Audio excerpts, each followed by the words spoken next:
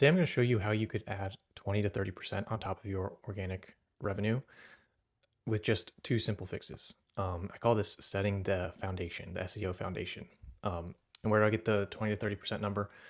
That's just what I typically see for clients when basically they have a website that doesn't have these two things and I add these two things for them. So if you're going from a state of nothing to adding what I'm about to show you, you could see potentially a lift of 20 to 30% just from these two pretty simple fixes.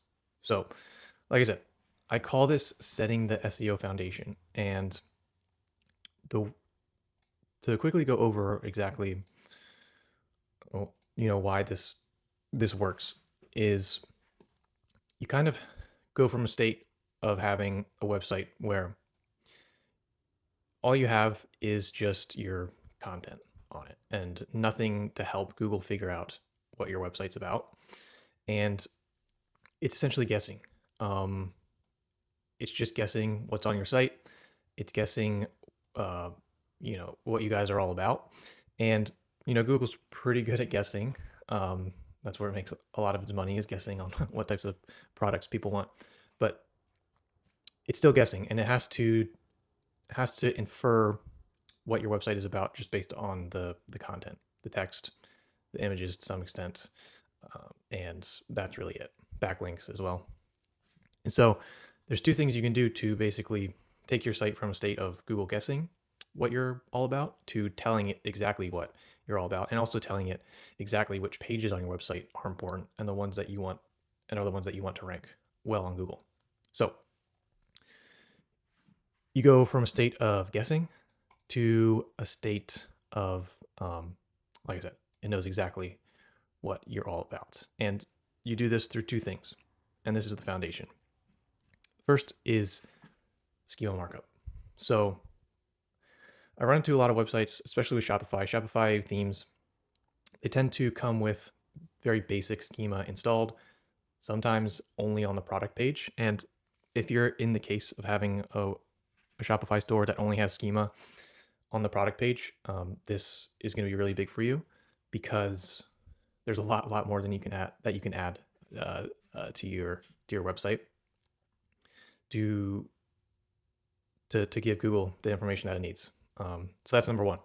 Number two is internal linking structure, and this is something that I see websites, most often only really have internal links pointing from like blog posts to product pages.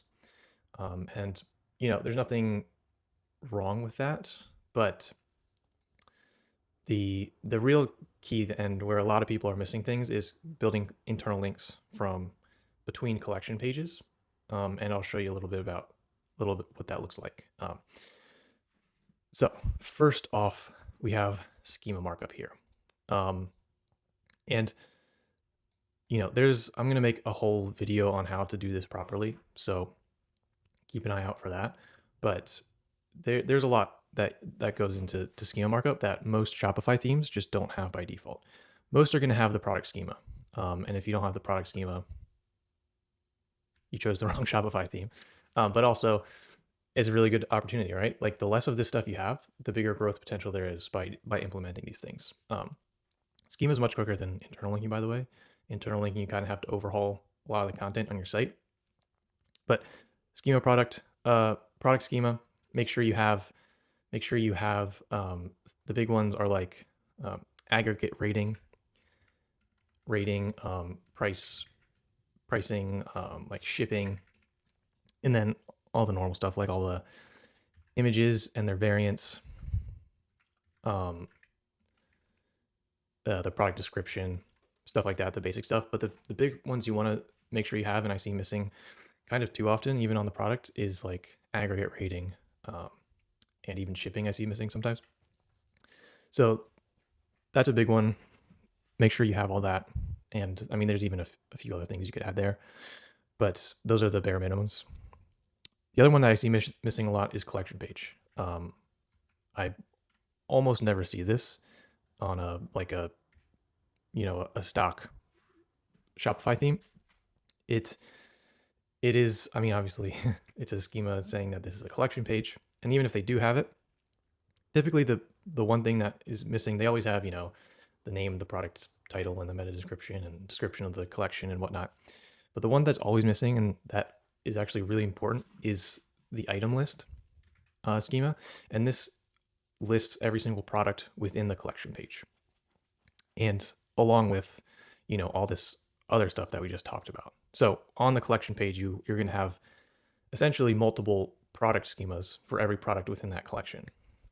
So this is great because it gives a lot of detail that Google wouldn't have otherwise. All it would have is like the image of the product, the name of the product, just from the product grid, from crawling the product grid.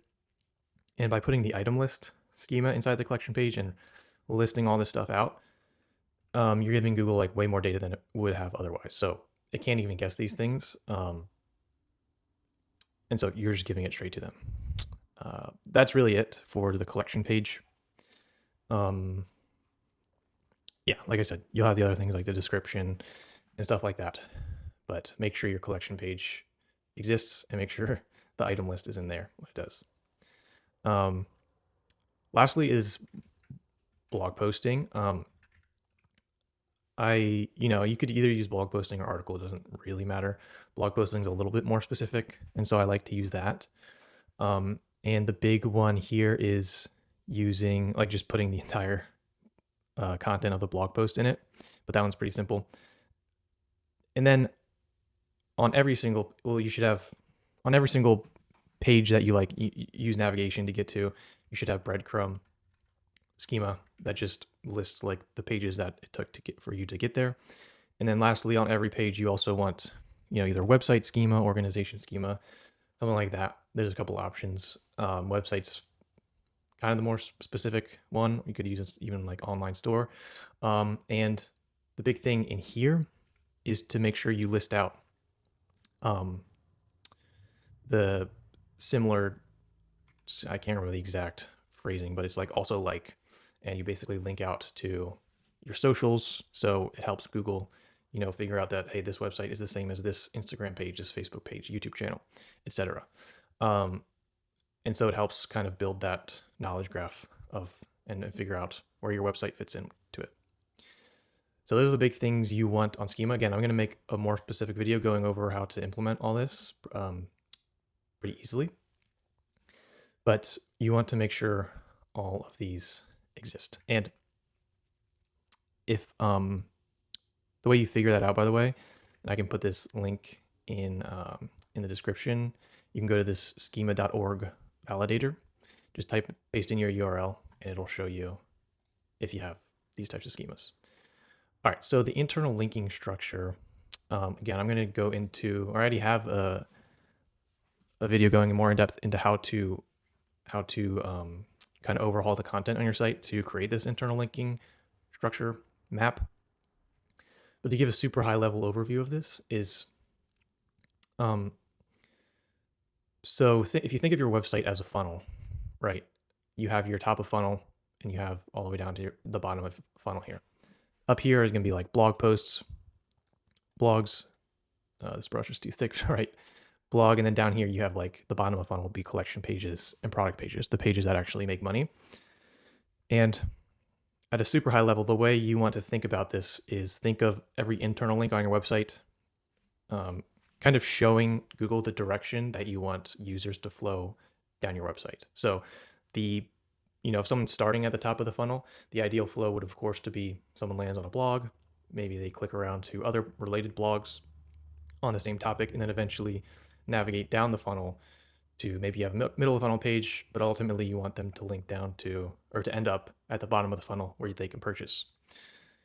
And so in that way, you only ever want to build links that either link like laterally between blog posts, between any page of the same funnel level. And then you want to only ever link down the funnel towards the bottom of the funnel. If you do the opposite, if you link from a collection page to a blog post, which I see sometimes, you're essentially telling Google that, hey, this blog post is more important than this collection page because we want someone to click on this link and end up on the blog post, which is obviously not true. You want people to click from the collection page down to a product page where they can purchase. And so you are giving a bad signal to Google by linking from the collection page to the blog, essentially. So the other way you can think about this is, if you have like a really, really important collection page that's super competitive, lots of search volume, if you were to rank really well for it, it would drive a lot of revenue for you. The way you want to structure these internal links is essentially you'll have this main collection page, and then you want to build out these sub collection pages, targeting longer tail versions of the same keyword. So think like exfoliants, face exfoliants. That would be the main collection page. You'd build sub collection pages around exfoliants for bad acne, exfoliants for sensitive skin, body wash, exfoliants for dermatitis, these types of things. And the way you structure this internal linking, and I'm drawing all these lines to represent the internal links. I'll add some arrows here. But you want the first link in all these sub collection pages to point to this main collection page. And that way we're telling Google, hey, we have these more specific collection pages, but they all point, we want users to end up on this main collection page. And this main collection page is the one that we want to rank well.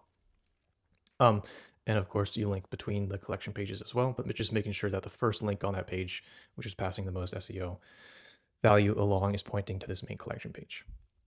So those are the two things that if you do well, you have a really solid SEO foundation on top of which you can build a good bottom of funnel content engine, which I'll make another video about as well. But essentially looks like kind of like this, just doing this over and over again. And yeah, that's about it. If you have any questions, you can drop a comment down below, or you can shoot me an email or anything like that. If this interests you and you think you are potentially a good fit to work with us, you can schedule a call with me on my website. And other than that, have a great rest of your day.